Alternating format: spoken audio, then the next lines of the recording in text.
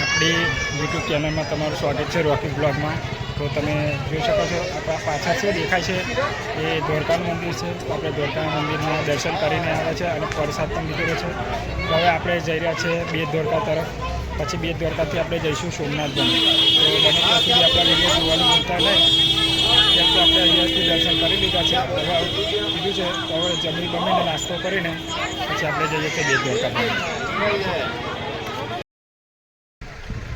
તો આપણે જઈ રહ્યા છીએ હવે બેટ દ્વારકા તરફ। તો તમે જોઈ શકો છો આ નજારો છે અને સામે છે મંદિર દ્વારકાધીશનું। તો તમે આવો અને તમારા મનોકામના તમે માગો અને પૂરી થાય। અને વિડીયો જોતા રહેજો, કેમ કે આગલા બ્લોગમાં આપણે તમારે બેટ દ્વારકા જવાનું છે। તો આપણે આવી ગયા છે રૂક્ષ્મણી મંદિર છે, તો તમે જોઈ શકો છો। અને આવો દ્વારકા આવો તો રૂક્ષ્મણી મંદિરે આવજો, કેમ કે ત્યાંથી 1.5 કિલોમીટર છે। હું તો આવી ગયો છું, તમે પણ આવજો। અને આપણા બ્લોગમાં તો બધું તમને બતાવી દઈશું કે આપણે કઈ કઈ છે અને કઈ કઈ નહીં। તો આપણે સાયકલ મૂકી દીધી છે અને આવી ગયા છે આપણે, તમે જોઈ શકો છો આ રૂક્ષ્મણી મંદિર છે। તો આપણે આ મંદિરે દર્શન કરીને પછી આપણે જવાનું છે, અહીંયાથી આપણે જઈશું બેટ દ્વારકા, કેમ કે અહીં આગળ મોબાઈલ એલાઉન્સ નથી એટલે આપણે ગજામાં મોબાઈલ ગાળવો પડશે। અને તમે જોઈ શકો છો આ રૂક્ષ્મણી મંદિર છે માતાજીનું। તો તમે દ્વારકા આવો ત્યાં આ મંદિરે આવજો, કેમ કે 1.5 કિલોમીટરના અંતરમાં છે દ્વારકાથી। તો બને ત્યાં સુધી આપણા વિડીયો જોતા રહેજો। તો આપણે દ્વારકાથી દર્શન કરીને નીકળેલા અને આપણને ખબર નથી આપણે જવાનું હતું બેટ દ્વારકા, પણ વચ્ચે છે રૂક્ષ્મણી માતાનું મંદિર આવ્યું હતું, તો આપણે ત્યાં દર્શન કરી લીધા છે। હવે આપણે જઈ રહ્યા છે બેટ દ્વારકા અને અહીંયાથી લગભગ દ્વારકાથી 35 કિલોમીટરના અંતરમાં છે। તો આપણે જઈ રહ્યા છીએ, વિડીયો જોતા રહેજો। તો ભાઈ આપણે દ્વારકાથી નીકળીને રૂક્ષ્મણીના દર્શન કરીને નીકળ્યા હતા આગળ। તો આપણને ભાઈ મળ્યા હતા, તો આ ભાઈ છે આપણા જોડે અને આપણે મદદ કરી છે, ઠંડુલી આપી છે અને આપણે હવે જઈએ છીએ આગળ। તો આવીને આવી મદદ થાય આપણી અને આપણી સેવા થાય। તો બને ત્યાં સુધી આપણા વિડીયો શેર કરતા રહેજો। અને આપણે જઈ રહ્યા છીએ હવે બેટ દ્વારકા અને પાછા આવીશું, આપણે રાત્રે આવી જઈશું દ્વારકામાં અને પાછા આપણે દર્શન કરીને દ્વારકાના દર્શન કરીને આપણે નીકળીશું સોમનાથ બની। જય માતાજી।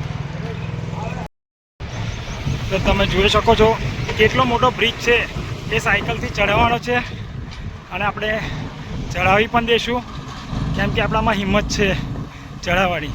તો તમે જુઓ અમે કેટલી બધી મહેનત કરીએ છીએ। તો તમારે વિડીયો ખાલી લાઈક શેર કરવાનો અને અમારી યુટ્યુબ ચેનલને સબસ્ક્રાઈબ કરવાનું ભૂલતા નહીં। તો ફાઇનલી આપણે આવી ગયા છે બેટ દ્વારકા।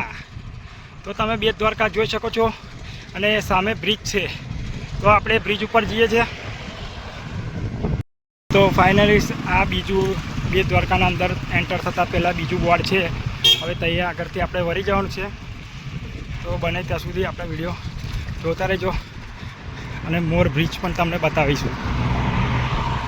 તો ફાઇનલી આપણે આવી ગયા છે બેટ દ્વારકા। તો તમે જોઈ શકો છો તમારું બેટ દ્વારકામાં તમારું અમારી યુટ્યુબ ચેનલમાં તમારું સ્વાગત છે। તો બને ત્યાં સુધી આપણે નવા બ્લોગ આવતા રહેશે, તો તમારે જોવાનું ભૂલતા નહીં, કેમ કે હું સાયકલ ઉપર ટ્રાવેલિંગ કરું છું। તો બને ત્યાં સુધી આપણા વિડીયો જોતા રહેજો। આવી ગયા છે બેટ દ્વારકા, તમે જોઈ શકો છો।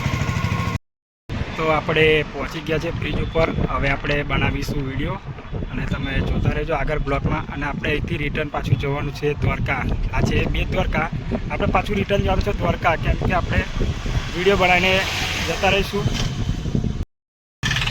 તો આપણે બેટ દ્વારકાના દર્શન કરી લીધા છે અને આપણે બેટ દ્વારકાથી મિનિમમ આપણે